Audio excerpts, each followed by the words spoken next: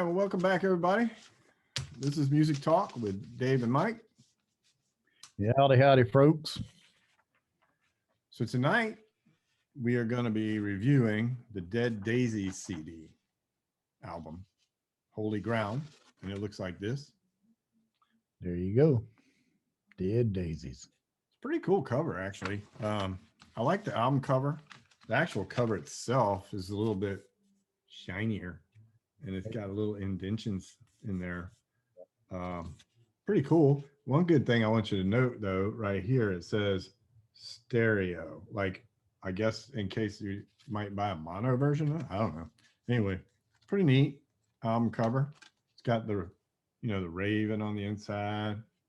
CD's got the same picture of like a cemetery mausoleum or something. One thing that is difficult is to read the titles on the back. It's not bad in the light, though, because they're really dark, right? I'll tell you, this is a great marketing ploy, what they did. What I'm getting ready to tell you is pretty smart. They give you the lyrics to the first song, okay? Mm-hmm. Holy Ground.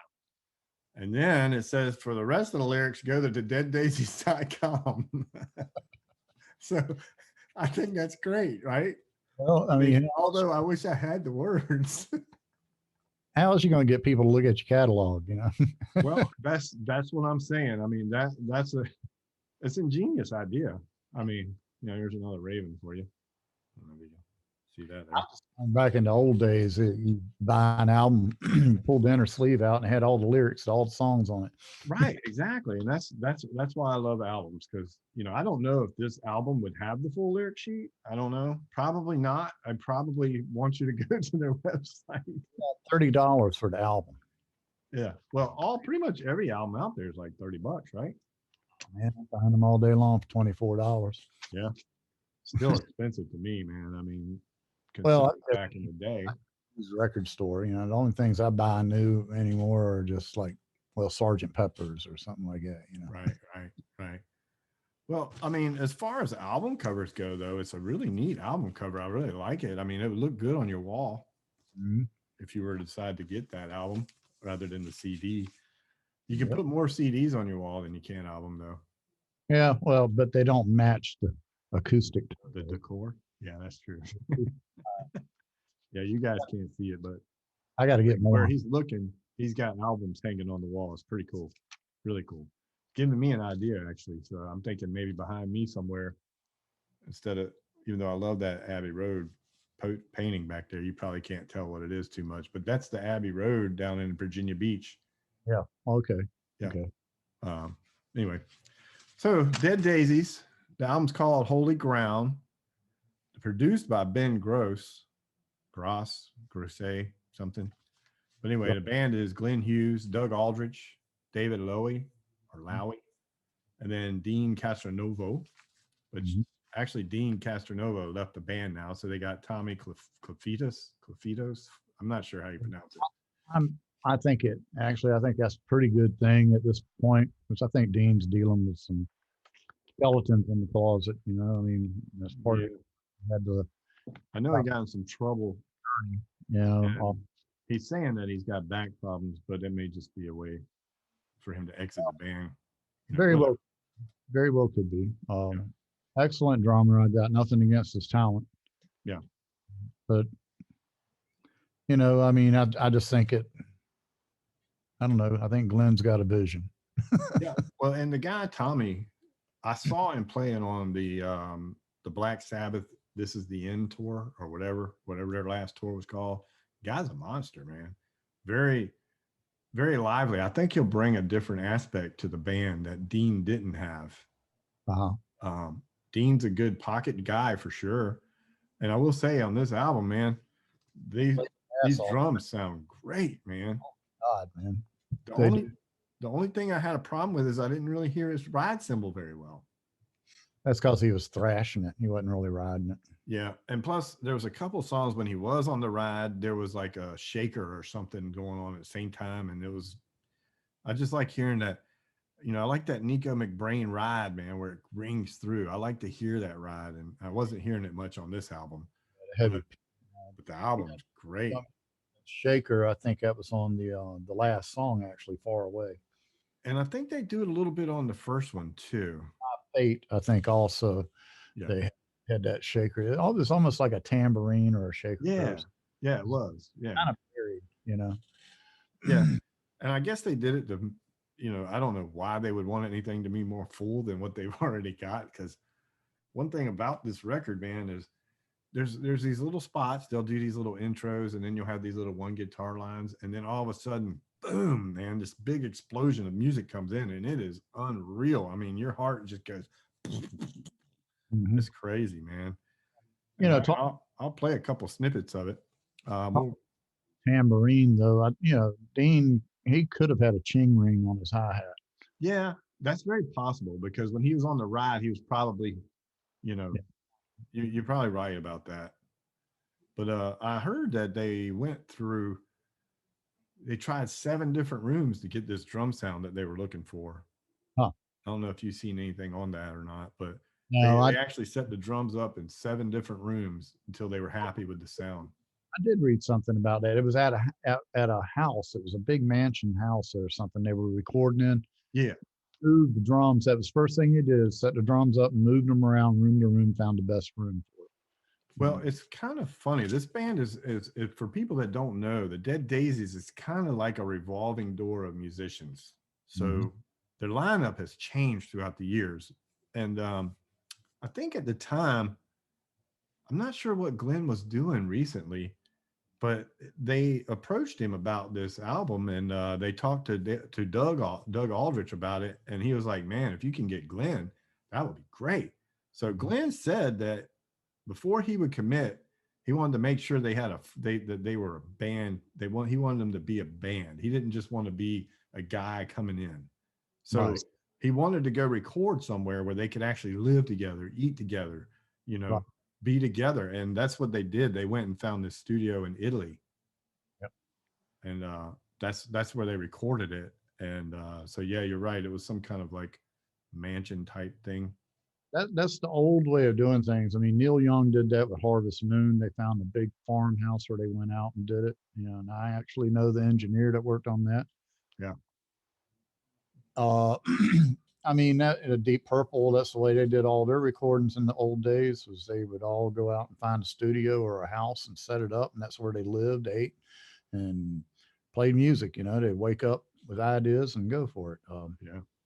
Uh, yeah, I mean that's back to where the egos were out the door at the time, and Mhm. it's a brotherhood. Right. Everybody brothers. I mean, you lived, breathed, sweated, played the same games and everything. I Yeah. mean, Well, this album starts out with the title track "Holy Ground" and in parentheses, "Shake the Memory." It's a great song. So this is the first track, "Holy Ground," shake the memory.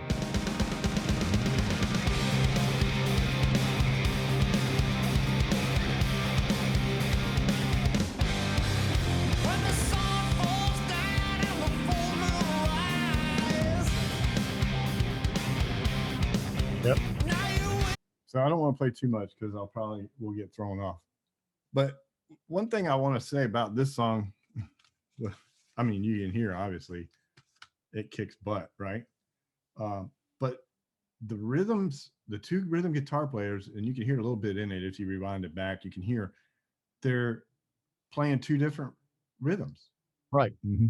and it's so cool because you got Doug over here in the left ear, and he's doing all the down, and then you got David over here doing the down, and it's two different rhythms, and wow, it's super cool, and they do that throughout this whole album. Like just about at least half the songs, they're never playing the same thing, and that is pretty awesome. Yeah. I love The, it. the arranging on this album was phenomenal. I love the way it would just cruising along, kicking ass, and it just break down, and all of a sudden you got these mellow passages going on. Man, I know. One thing about Glenn Hughes, I mean, everybody knows how great of a singer he is, right?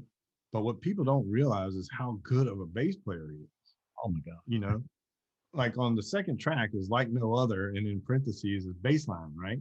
Yep. You know what the best part about that song is? Bass Tell me. line. Daggone right. Because you know why? It's got a bass solo in it. There's actually a bass solo in it.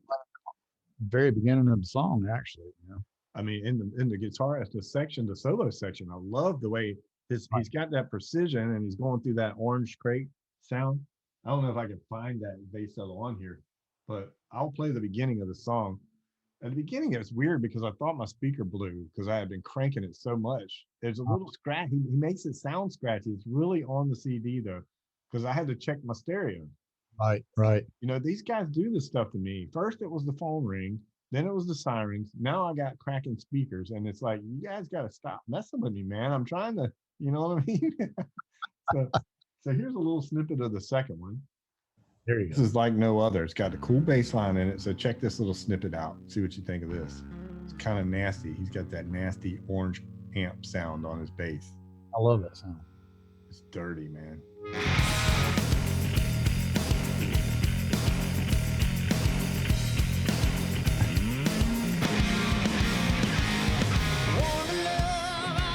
I don't want to play too much again, obviously, because we'll probably get thrown off. But later on in that song, during the solo section, it's got a really cool bass solo in it. I mean, and again, you can feel that power, man. I mean, the drums, when they come in with them two guitars, and it's just, man, it just, you can just feel it right here, you know? It's unbelievable, man. I love it. And, Yep. and it's a bass solo. There's a bass solo in it. Yep. The drums, though, I mean, Doug Aldrich, great guitar player, great solos. I don't think there's a whole lot of real like flashy drumming going on. There's a lot of great pocket drumming. It's good in there. There's a song later on. What is it? The eighth one, I believe, Unspoken, where he does a lot of drum fills and stuff. I think that one's the one where he actually does more than usual. But the rest of the album, he's just kind of keeping the beat. He doesn't really do anything super flashy, you know. They Right. do a good job of panning though. When he does go around his toms, I like the way it's going, from one speaker to the other. Yeah. They're doing a really good job. But the sound they get, and that snare's got that pop, man. I mean, it's got a great. Yep. They did a great job recording the drums on this. They did. Yeah. It's I don't know. I can't say enough about the whole album. I mean, the musicianship in the album itself is just over the top. I mean, just in itself. And then you put Glenn Hughes's vocals in on top of it, and it's just incredible, man. Incredible. And the thing is, it doesn't get boring. Mm-mm. No, it's The only song that I thought, and I still like the song, don't get me wrong, was Far Away, the last song. Yeah. A good ballad. It almost sounds like a soundtrack. I actually liked the song because it was the one time that they actually toned it down completely. Yeah. Right. The rest of the album rocks all the way through number 10. The only thing I wish they would have done on Far Away was left off that last 2 minutes when they go into that last fast section. If they'd have left that off, I'd have been super happy with it. I just felt like bringing it back to that same speed that the rest of the CD is in didn't do it any good. Right. I mean, it didn't hurt it, obviously, but I would have rather they just kept it the mellow, song that it was, put that one little fast thing in there after the solo and then bring it back down and end it. But then they put that one thing in there and it was like, okay, whatever.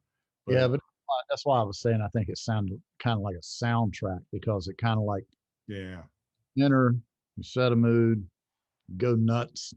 Yep. And right. Come back down. And then at the end, spaz out. Yeah, I know. I was really, that's right. Exactly right. But the 2, 3, and 4, man, I'm going to play a couple of these real quick. I'll skip to the 3 and 4, but check these riffs out, man. These riffs are super cool. So this is Come Alive right here.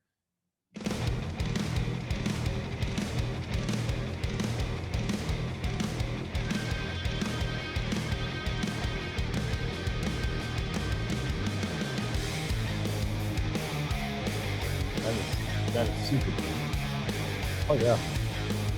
I I love the time signatures on it.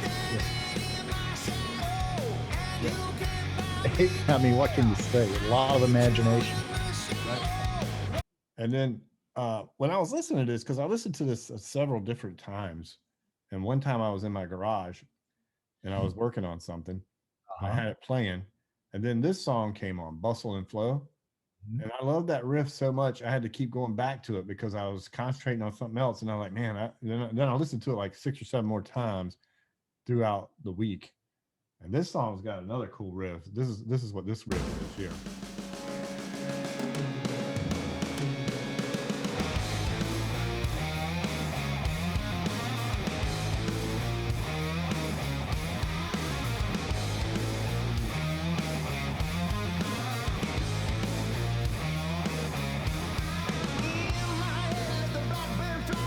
So very riff heavy songs, great vocals, great rhythms. I'm gonna try not to play too much because I know if we keep going too much further, probably gonna get Shut a down. they're probably gonna shut us down. So, but I did want you to hear some of those riffs because they are super cool. And I mean, I know you've been jamming on them. Oh yeah. Um, one thing about some of these songs is the bass playing of Glenn Hughes, and especially My Fate. And I think it seems like they may have tuned down a step, maybe a half a step. Um, and a couple of these songs, they really do seem like they're down in like a drop D, maybe or just even an E flat. I'm not sure, but they're definitely going sub E.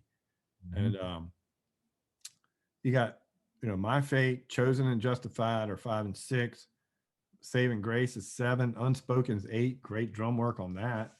Um, then the one song that I wish they would have not put on here, which I know you liked, I just the ninth song they did 30 Days in the Hole. I've heard 50 bands play this song. They actually canned 3 songs of their own to put that song on this CD, and it makes me mad because I would have rather had one of their other originals on here. Not saying they didn't do it good. It's it's about as good as any version I've ever heard in my life, actually, but I've heard it's done so many times by so many bands. I could have done without it, honestly. It was real close to the humble pie version that they did on Live at the Fillmore. The only thing that wasn't there was, well, actually the studio version too. The only thing that wasn't on there was when Glenn Hughes was doing the ad libs. He wasn't singing the same ad libs that Steve Marriott Steve sang. Marriott. It was good. I mean, Yeah. he put his own in there. I mean, Steve Marriott was going, Yeah. that's what it me, 30 days in a hole. Yeah. Yeah. And uh, Glenn Hughes wasn't doing that. He was doing his own thing, which I thought was great. And Right. at the same time, if you listen to him and you listen to the humble pie version, Hughes had Marriott nailed. He I mean, did. it was incredible. And that's what turned me on about it. He did the song justice.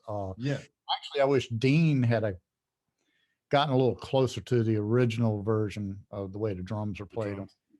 He was a little bit too commercial sounding for me on that. It needed to be a little crashier. Well, A little, I think they have an acoustic version of this. I really? heard Glenn talking about that. He said he likes the acoustic version they did better because it's different. And I would have probably liked it better if they would have done it more, a little different than what it was. I mean, it's a great version of 30 Days in the Hole. He nails the vocal work in it. There's no doubt about it. I mean, if I ever wanted to hear a band play this song again, it would be the Dead Daisies. I mean, and Steve Marriott and Glenn Hughes were friends, so I mean they knew each other. So And that's uh, another reason why he did the song. I mean, right, just for a yeah, tribute to him, yeah. memorial. Yeah. Yeah. And then you got Righteous Days as number 10. And then the last song we already talked about, a little bit Far Away. And I mean, you can't go wrong with this record, man. I mean, if you do listen to it while you're driving, please be careful because you will get a ticket.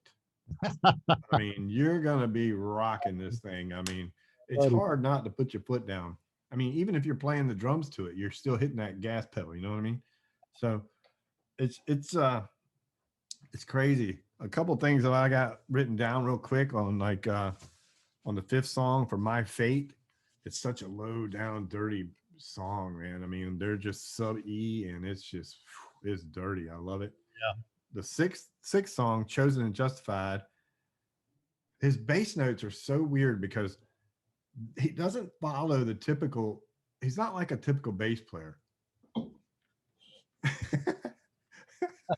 He's not like a typical bass player. So he when they're going into the the threes, the fours, and fives, he's actually going to the sixes and sevens, and he's harmonizing with his bass to when they're doing the typical 1 4 5, he's doing 6 7.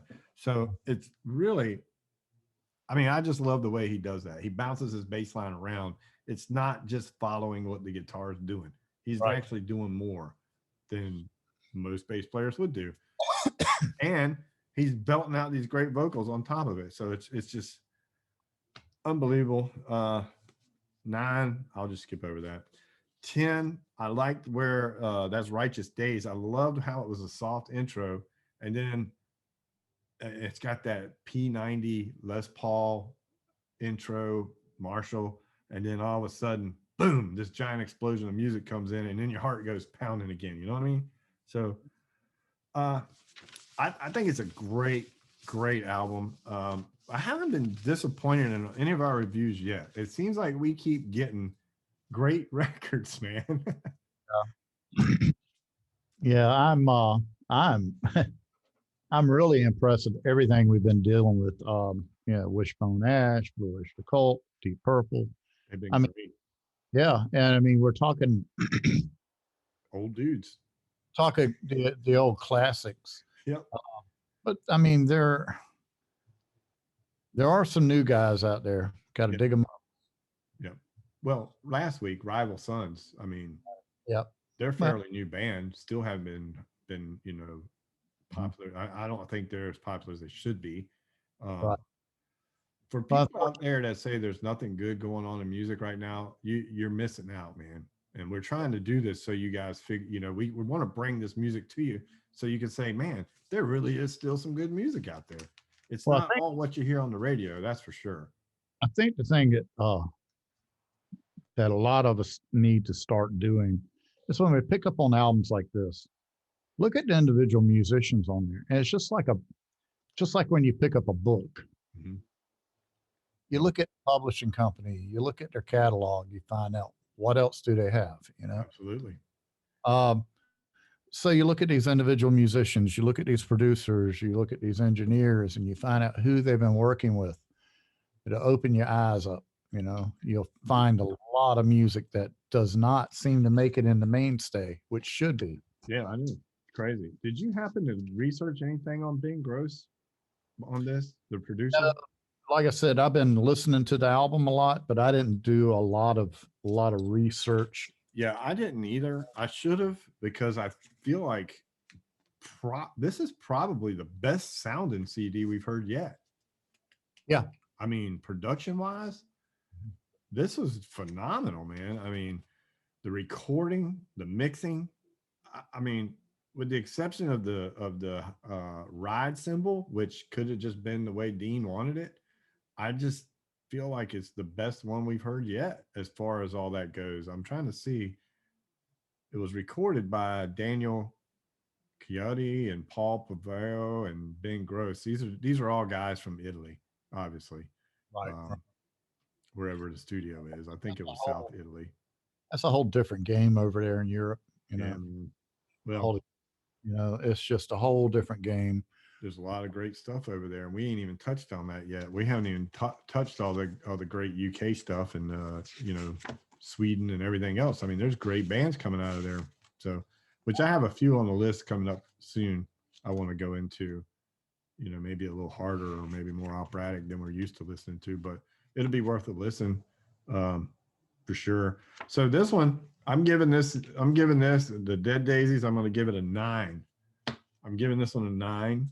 I think it was, if they would have left off 30 Days in the Hole and put a better song on there, for me, I would have made it a 9.5. I mean, I know it's killing you. But I think it's a 9.5. I mean, I loved the fact of him doing 30 days in the hole. And well, That's the cool. other Dude, reason, I mean, they could cover the song. Uh, when you look at the Humble Pie catalog, there's a whole lot of stuff there that I'm telling that's another one of those jam bands. I mean, walk on gilded splinters and stuff like that, and it's hard to replicate that stuff. So you you have to grab a hold the the most organized thing that you can find. yeah. And I'm sure that it's probably going to come out down the road. I got a feeling that Glenn Hughes did it as a tribute. Yeah, well, he actually talked about it in an interview I heard from him. He was on Eddie Trunk the other Uh, day, and he was talking about that how that him and Steve are friends, and he wanted to do something for him, which is why I made it on the record. And I'm not, you know, I'm not gonna say I didn't like it. I did. I didn't fast forward it. I listened to it. You know what I mean? Right. It was a great song. It's Yep. always been a great song. I just would have preferred to heard one more from them. It's going to be another album. Yeah, yeah. I don't think Glenn's going anywhere. I think he's going to stick with him because I think he likes this. I mean, him and Doug Aldrich wrote very well together. Well, I think the Black Country Communion thing is still going to be that's still going to be another animal. I'm sure that Oh Glenn's yeah, going to be involved with that again, whether it be Joan Bonham also on guitar or not. yeah. But I think that Jason Bonham and Glenn Hughes made a huge connection. I But believe I am thankful that on this there was a different drummer, right. a different flavor. Yeah, yeah. Well, that's the good thing about this is they weren't connected in any way before this. None of these guys played together before, Right. except for maybe at like a tribute or something. Maybe. Well, I mean, yeah, I saw something about where him and Aldridge Aldrich. were doing Burn or something like that. Yeah, I think they got together and did some festival or something Something like somewhere, but it wasn't like they didn't form. like do a record or nothing. Yeah, No, no, this yeah, is all. I think what it was just feeling each other out could for be. what was coming down the road. Yeah, and plus, Aldrich has stuff he's doing as well. I think he's got a band called I want to say Black Rain. Does that sound right? I think he's got something in the side called Black Rain that he still does with Wasn't a whole aware. nother band, even. So, and Dave Lowy, I mean, only thing I can see from him is like they say he's an aviator and this. So I don't know that he's ever done anything in music other than Dead Daisies. But he's the founding member of the band, so he's the one that put it all together. I seem to remember something about that him being a pilot Yeah, and music was a pastime for him, yeah. and he's the money man behind the band too, from what I understand. But he's a great rhythm player. Right. I mean, This he's is got great stuff, man. this is something that he wanted to do, and Yeah, wheeling and dealing put it together. I yeah. mean, and it's grown from having what's his name, Cropley, Karabi, Robbie, Don Karabi. Yeah, yeah, because Karabi was the old singer. Yeah, which again, I'll say, as we were talking before, I think before we even started recording, I liked what I heard, Mhm. but it was a lot more simplistic. it was. It was And just they straight. had other guys too, Yeah, yeah, like I think what's his name, Brian Tichy, the drummer. yeah. Yeah, you know about him. Now who's he play for? Well, I've just heard Was he his Dokken? I believe so. Yeah, Yeah. but I've seen, like all these drummers, they've got videos on YouTube where they show you, well, this is my setup, or Mhm. they're checking them out on a sound check. They're going, here's my equipment, or Yeah. they're showing you a little class or whatever, And Right. that's where I know all these drummers from more so than what bands they're connected to. I hear their names. I know it's like, Yeah. okay, what band was that? Well, I definitely know I've heard Tichy's name before, and I guess he played on one of their albums or two in the past. I guess on the Dead Daisies. I really don't know. I should have followed up more. I listened to a couple songs by him, but it wasn't like this. to me. Right. I feel like what we're getting on this one is a lot more quality, better writing. I mean, obviously Glenn Hughes is bringing a whole element. You know how he is. He changes every band he ever goes to. Oh my God.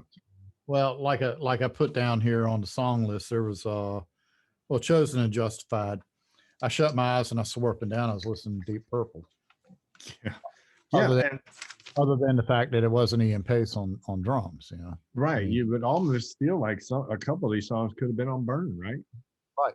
Yeah. So and that's the best thing is like you've got 70s music with today's technology and the brain work of them guys that are writing, and it's just, Yeah. I mean, Oh my God. Just think if you could take all that music from late 60s and 70s and just have it all just get all the original members back together, go in and record with today's technology of how deep that music would be sound wise and and, what the landscape would be. and you can let Glenn Hughes sing on every one of them, and it'll be fine with me. Yeah, Glenn Hughes, yeah, Paul Rogers. All right, so yeah, right, yeah. So we'll wrap it up real quick. I give it a 9. Mike gives it a 9.5. Go buy the record. You will not be disappointed. Don't get a speeding ticket. I warned you. If you put this in, it's liable to happen. So be careful. I don't think I'm gonna get a speeding ticket anytime soon. I got a Ford Contour I'm driving right now. It Well, doesn't matter. This puts octane in it. I mean, you put the CD in, the octane goes up. I'd have to put mothballs in the gas tank. All right, so today we're going to talk about singing bass players. And by singing bass players, I really mean bass players that are like lead vocalists and bass players. All because we just went through Glenn Hughes, is, you know, what a beast he is. I mean, great singer, great bass player. So that led me to make this for the topic of the day. And I've got so many of them, it's ridiculous. So I had to reduce them down. I didn't make a list. I'm just I mean, gonna. I tried to get 5, Mike. I tried to do 5, right? There's more than 5 out there, man. I mean, Well, on my big list, I've got like 25, right? So I said, right. well, I can't do that to Mike, right? So I'm he's going gonna- to be like, dude, shut up. We know you play bass. All right. You know, so I reduced it down to 7. Okay. And then I got a lot more that I'm going to mention later, just real quick on passing. So I'm going to do 2 at a time, real quick. And I'll do the first 2. First one, I'm going to give you Glenn Hughes. We've talked about him the whole day, so I don't even need to say much about him. So Glenn Hughes. And then the next one is Greg Lake. I'm going to throw Greg Lake in there. I mean, Emerson, Lake and Palmer. Oh, I mean, King Crimson. King Crimson. Yep. Mhm. I saw him live with the Ringo All-Star Band, and he was incredible in that. So I can't leave Greg Lake off of this list. So I was trying to go to 5, and I couldn't drop him. So Greg Lake's mine. I'll go with Greg Lake there. So that's my 6 and 7. Well, I'm not going to do anything in any order, but I got 2 I'm going to bring up. First one is Jack Bruce. Yep. Oh my God. You know, I saw him at Betsy's Boathouse with Ginger Baker. Shoot, probably 89. And they had some young kid playing guitar for him. And they come out, did all Jack Bruce's solo stuff. Well, they did all his solo stuff first and then come back out after about 20-minute break. And they did a bunch of Cream. Yeah. And I'm going to tell you right now, the kid on guitar didn't miss a lick. You didn't miss Eric Clapton at all, except for the vocals. Yeah. But Jack Bruce, But my he's a second singer one. too. I mean, he was a lead singer too. Oh yeah, So yeah. My second one, and you cannot forget this man. Changed the world the way we know it. It's Paul McCartney. okay. Only reason that I don't have him written down is because I believe he died in 1966. But you go ahead. I'm gonna let you got this one, so go ahead. Well, I don't care who you think he is. Man's phenomenal. All right. I'm talking about the Red Paul. I'm talking about the red greatest hits, 62, 66, red Uh, Paul. I uh, give uh, you 67 to 69, the blue Paul. I think some of it was really still Paul. I just don't think who's on the album cover was him. But anyway, yeah, you can't leave him off. oh man, Yeah, he he and John Lennon, George and Ringo changed the world as we know it, man. absolutely. They're my all-time favorite band, the Beatles. I mean, even after Paul died in '66, I still loved what they did. Yeah. So I uh, think I think Abbey Road's probably my favorite album. yeah, and well, I remember I got one Christmas, I got White Album and Physical Graffiti the same year, right? Uh, For Christmas. right. And man, talking about two albums that have changed your career. Oh my I don't God. care what you listen to or played for your whole life, but when you get the White Album and Physical Graffiti, it changes your life, man. I mean, the White Album, with the exception of a few songs, that, oh my gosh, man, happiness is a warm gun, you know, uh, Yep. stuff like that. Anyway, your blues things. Anyway, great. I have both of those on my mentions, so I'm glad you're pulling these out, and I knew you would. So that's why I can. You see, I only have McCartney though. I don't have Paul McCartney. I should have put Billy Shears, is what I should have put. But anyway, That's a so debate for another day. that's for another day. I'm gonna do a whole series on why I believe that. But anyway, so I'm going to go ahead and give you two more of mine real quick. I'm going to go 5 and 4. Again, no order. These are just bass players that changed me and my bass playing and what I grew up listening to, and really influential on me that sang. So Chris Squire for Yes. I know he wasn't a lead singer, but he sang in every song. I mean, he was always there with John Anderson doing the harmonies. Great bass playing. I mean, you can't leave him off. So Chris Squire, and then the next one I'm going to give you real quick because could go long with all these I have. Is Les Claypool for Primus. Oh, Not yeah. the best singer in the world, weird dude, but man, what a bass player, right? And he sang. I mean, listen to Jerry was a race car driver. I mean, he's singing and playing all that stuff. I mean, that's just a small sample. There's so much in his catalog that if you really dig in, you'd be like, wow, this guy's phenomenal. So I couldn't leave Les Claypool off. And his playing alone totally changed how I played rock bass. Oh yeah.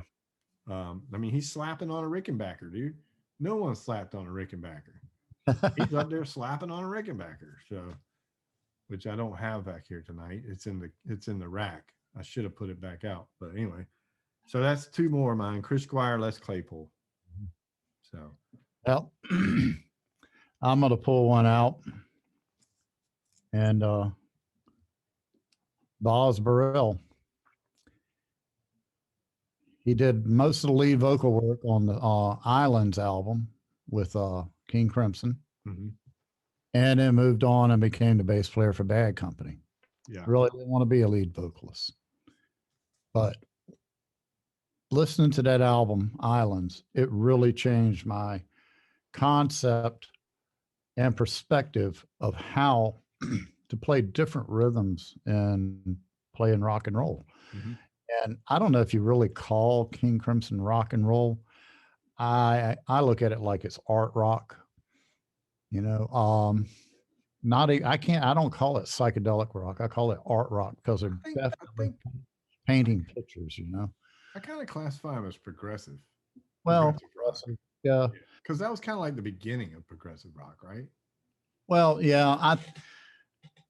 I Kind of like Genesis, they started out kind of psychedelic and then moved to that progressiveness yeah. area, that progressive rock. Well, it started having little jazz influxes and stuff like that, and you know, as far as staying with the same instruments like basses and stuff, they would pull in the Chapman stick and things like that, and Yeah. drum wise, you got Buford, you got Gavin Harris that plays for him. I mean, all these. I mean, right now they're carrying around 3 drummers, Yeah. and Yeah. they're all three doing 3 different things, and they have different setups on each kit that's up there. You know, um, You got Tony Levin playing bass for him. Yep. If I'm not mistaken, did John Wetton ever sing with them? John Wetton Yeah, did he sang with them for a while, right? for him. Yeah, I was gonna bring that up too. Yeah. Yeah, I'm real. I'm r- in my upbringing with music. I have a real narrow view as far as people that really influenced me, because a lot of it was with country. Most of it was with well, you call it the alternative rock, progressive rock, ever which way you want to go with it. Emerson, Lake and Palmer, Crimson, Trapeze, which is Glenn Hughes. I mean, those bands like that. Vanilla Fudge. I mean, there you go. I mean, you want some hard hitting stuff? Listen to Vanilla Fudge. Right. Well, speaking of progressive, that brings me up to my next bass player singer, and that's Roger Waters. I mean, Oh yeah, lead singer, bass player, excellent writer. I mean, genius. Everything after Stu, yeah, everything after him was Roger Waters actually writing that stuff. I mean, The Wall, yeah, Dark Side of the Moon. I mean, Shine On You Crazy Diamond. I mean, stuff like that. I mean, the words, very few words painting a big picture. right. Don't even have to understand what was really going on through his mind. It just paints that picture and you automatically see it. I And mean, it's just plain and simple. And well, it's you just, look at the 3 or 4 albums in a row. You have like Dark Side of the Moon, Wish You Were Here, Animals, and The Wall. I mean, yeah. and all the stuff before that, obviously.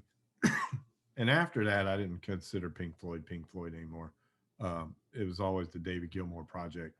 But Roger Waters to me was Pink Floyd. He was a great songwriter, great bass player, great singer. He was a little weird. His voice was a little weird again, which I like weird. So it doesn't bother me. People, everybody always liked Gilmore more because he had that more, I don't know, clean, smooth voice. And then Roger was kind of like that weird, crazy voice. But I Yeah. like the crazy voice, man. That's what I liked. And Animals is going to be always going to be in my top 2 or 3 albums of all time. Oh my God. Yeah. And when we talk about perfect albums, when we ever get to that, pretty sure you're going to see that one pulled up as one of mine, as one that I think is a perfect album, because it is a perfect album. So anyway, that's Roger Waters. That's my number 3. Well, I just remember Dark Side of the Moon getting us in trouble on the flight deck of the Midway over there. Somebody put it on. Then they set the they set the bell track up right when we finished flight ops. Here goes this ding, ding, ding, ding, all over the flight deck. I thought that was cool. Everybody's That was really cool. the hell is that? Yeah. And then of course you get the boom. Yeah, but speakers couldn't handle that. No, yeah. All right, you got another one? Oh, let me think here. You want me to go ahead and just rattle off my other 2 real quick? Well, I mean, as far as bass players, Jaco Pastorius, I mean, Yeah, I can't. he don't sing. No, he doesn't sing. He's one of the greatest of all time. Oh my God. Of all time. Pulled the frets out of his fretboard, filled it with epoxy, and turned it into a fretless. That old bass. Yeah, we'll have to talk about him one day. We'll have to really go in depth. He may be one of our artists, or when we do a video, what we're going to do is do like artist profile videos. We're just going to take on one artist and talk about their whole career. And I Right. definitely would think he'd be one that we should probably delve into. People, he's very underappreciated. A lot of people don't even know who he is. And he was one of the best bass players of all time. So Another bass player I'm going to bring up though is Will Lee. Will Lee, yeah. He's a But singing. doesn't sing. He does. Well, he does sing a little bit. I give you that one. He sings. Yeah. He's all the bass player. I love his playing, man. Yeah, he's great. He's great. I mean, he's one of the reasons why I have that Harkey amp back here, because he played Harkeys on David Letterman, and he always had that snap sound, that tight sound. Yeah. Yeah, Mark, I was telling Mark I need to get a new rig because I kept blowing all my stuff up, and he's like, "You got to get Harkey." You know, Will Lee uses. That was the first thing he said. Will Lee uses them, and I said, "Okay." And then that's Either what I Harvey or Chase Elliott. Yeah. got. Yeah. Well, I'm gonna go ahead and give you my next two, and then that'll wrap up my list, my short list. Number two, I'm putting Sting in there. Hey, Sting from from the Police all the way up to his solo career, and still going these right now. oh I yeah. mean, the guy, what can you say about him, man? I mean, he had, I mean, the Police really started out like kind of like a punk rock, really. Um, Let you me know, tell you a story about that. We Boot Hill. We were doing a 5-night stand at Country Company on Virginia Beach. So on our way rolling into town on a Friday night, we see Rogues Gallery, and they got this sign up called "The Police appearing tonight." The Police. We thought, well, they're having a policeman's ball. right, right. On our first break, all these people are coming up to us, going, "Y'all really need to get down there to Rogues Gallery and check this band out, The Police." And come to find out, that's who it was. It was The Police. And the reason why they opened up their first tour in the United States at Rogues Gallery in Virginia Beach, because Stuart Copeland was born in Virginia. Really? His dad was stationed at Langley. No kidding. Yeah, his dad, even though his dad was part of the British Army or whatever you call it, he was British intelligence. Is what he was. He was Yeah. stationed. I say stationed over in Langley, Wow. and that's where they started kicked off their first tour in the United States. How cool was that? Did you ever go see him? Oh, I never got a chance. We didn't have to go see them. My God, that place was packed, and hell, You would have never been able to get in. we were packed too. It's like, Yeah, Rogues wasn't very big anyway. I mean, what do you get? 300 people in there? 400 maybe? a little bit bigger than that. I Really? mean, we did major shows in there with Commander Cody, Asleep at the Wheel, I mean, people like that. Man, And I don't remember it being that big. then turned around and, then of course you had the Peppermint Beach Club right The there. Beach Club, yeah. It's where we worked with Foghat. And, Yeah. Me and Roger Earl got in trouble. I They were imagine that. They were doing sound check. Roger Earl in the limo riding up and down the boulevard in his limo. Yeah. So we show up and their management comes up. Where the hell are you all at? Having fun. All right, so I'm gonna give you my last one. My number one, my all-time hero, the guy that I always wanted to be like, and that's Geddy Lee from Rush. I mean, the guy played bass, keys, sang, used his feet, fingers, hands, nose, everything. He was hitting something with every part of his body at the same time. I mean, I have to put him as number one. I mean, he taught me how to play the bass. I mean, when I started playing, I came home and I listened to Iron Maiden, Yes, and Rush, and those were the three guys that taught me how to play bass. And from there I expanded, obviously. But yeah, Geddy Lee, man, my number one. He's always going to be my number one. The original Paul McCartney's close, but anyway, yeah. Well, I've got two more. And well, one of them is Rick Price. Rick Price, Rick, we should have had him on tonight. This would have been a good night for him. We'll get him on. We We'll will. get him on when we do some of the alternative country stuff. Yeah, yeah. But yeah, I mean, when he and I hooked up with Boot Hill, we young, we locked in with each other and basically taught each other how to follow bass and drum lines. Yeah. You You guys played together for. pretty much up until that point. Whenever I would play, I would hear songs and go play with these bands, and most of the time the bass player I was working with, all he knew was 2 and 4, you know, and I mean, it just never locked in. So I'm back there hammering away with the bass lines and I'm getting this don't. I'm like, come on, man. You know, So but then what, Rick and what, I hooked up, you know, it was what year was that? The first year you guys played together?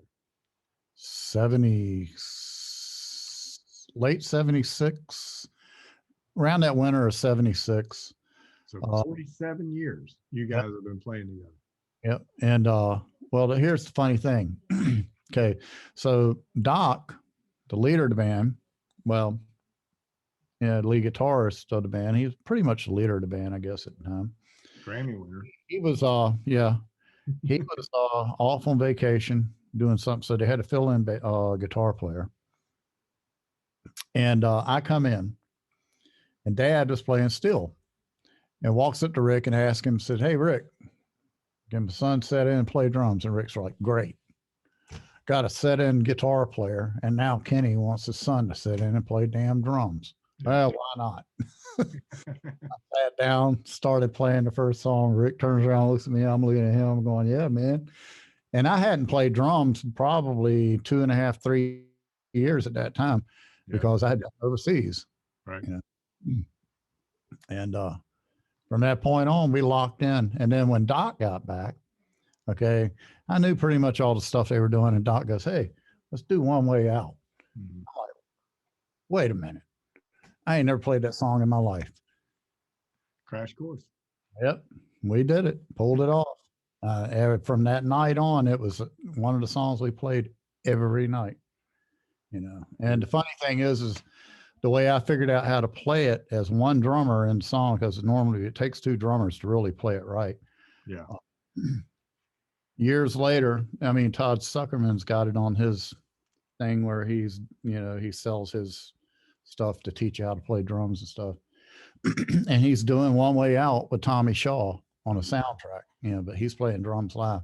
And he's playing the damn same thing that I was playing, that I figured out that's what I He needed. stole it from you. He probably saw you. Yeah, I Saw don't you at know. the green wheel. He probably walked in the green wheel and said, "I'm gonna steal that." Green wheel. Yeah, right. Hey, you never know. You know what, though? As nasty as that place was, had the best hamburgers in the world, man. Yeah. That's always the way it is, man. That's where you get your best food from. Places like that. Who's your last one? You said you had 2. My other one is Keith Horn. Keith Horn. Yeah, he when I first met him, he was with Secrets up in He's the guy from the Rhythm Kings?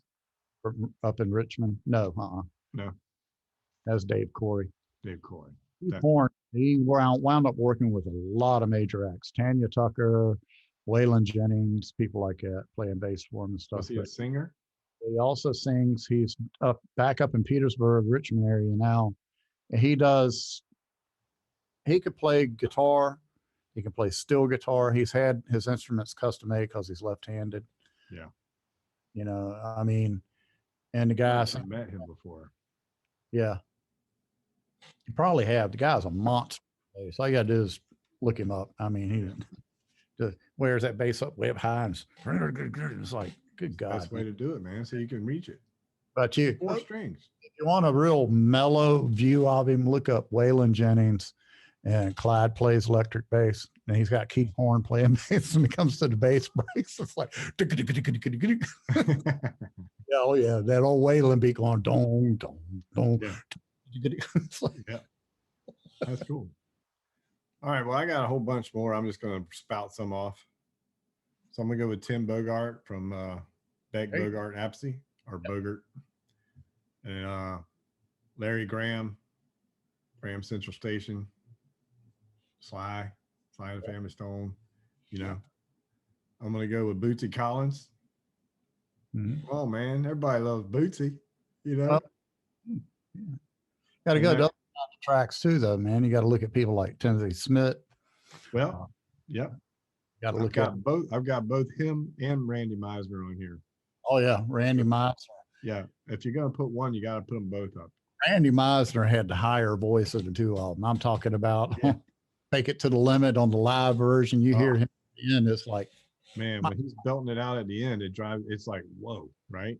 So I definitely had Timothy B. Smith and Randy Meisner both because I think they both kind of go hand in hand to me. Oh my God, they're So killer, man. They're yeah. they're they're awesome.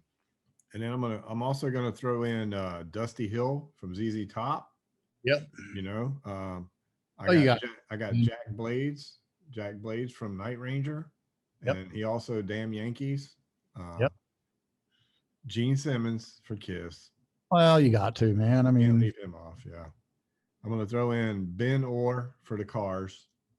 yeah. You know, that's a little different, but Well, he was the one that had their mega hits. yeah, yeah. I mean, Yeah. honestly, the songs I like from the Cars are the ones that he sang. Right. Yeah, Rick Rick Oz Ocasek. classic. I Yeah. mean, he had the weird sense of humor, but no, the other stuff, man, I loved that one song, that one ballad they did. Oh God, I can't even think of Talking the name. about Drive. Who's gonna Yeah, drive you home? yeah. Who's gonna drive you That was home? actually a Ben Orr solo song. Was it? Yeah, that wasn't even a Cars. Yeah, but he did that song, "Just What I Needed," which is Right. one of my favorite car songs. I You know, saw. I saw a video the other night. I was on YouTube and saw them do it live, and he killed it live, man. yeah, he was great. He was a great bass player and singer, man. I liked him. I liked him a lot, actually. Um, Not many people would think I'd like the Cars, but I do like some of the car stuff. I mean, even some of the stuff Rick sang, I was okay with. He was definitely weird, like you said, but Oh still yeah. good stuff, man. I mean, they were different and they changed music a little bit, really, if you think about it. I mean, doing a little bit of that alternative rock stuff. So Well, I mean, it's you got to accept it all at some point or another. yeah, But what I'm saying is you got to keep an open mind. I mean, there's always something in everything you hear. You might not really like the genre, yeah. but you can always dig around and find that little piece of nugget in there. Well, You know. yeah, and I got two more I was going to mention real quick. One is Lemmy from Motorhead, which I was never really into Motorhead, but I mean, you got to give him props. I Yeah, mean, props. Yeah. you know, and then the other one was Phil Lynott from Thin Lizzy. And I mean, can't leave him off. I mean, that guy, you know, he was like the Jimi Hendrix of bass, man, really. I Well, mean, then you got bands like the Young Rascals or the Rascals. I mean, yeah, they all sang in that band. yeah, All instruments around. I mean, they'd get up between songs and jump on the next instrument. that's right. Yeah, Oh, yeah. that's super cool. All right, well, we'll wrap it up for this week. Dead Daisies. I gave it a 9. Mike gave it a 9.5. Looks like this. Go out there and get it. Wonderful record. Kick ass record. I ain't gonna lie to you. So Yep. yeah, go get it. Let us know what you think. Subscribe, like, hit, share, do whatever. Tell us you don't like us. Tell us that we're doing okay. Whatever you want to tell us. Appreciate all the comments. Subscribe to us if you can. If we bore you too much, just let us know. So Well, we're just we're just chugging along, and as each week goes by, we should get a little better. We got to work out the bugs and stuff, so just yeah. hang with us. And I'm going to But start putting a little bit of snippets in here because I think I feel like you guys need to hear some of these songs that we're hearing until they tell me to stop doing it, which could happen. stop Which it. could happen. So if they do tell me to stop, I'll just come up with another channel and we'll keep on trucking along. So, Well, it is what it is. that's right. Well, until next time, you guys be safe out there. That's right. And just listen to the music and let it play some joy in your life. Yeah. All right. We'll see y'all next time. Rock and roll.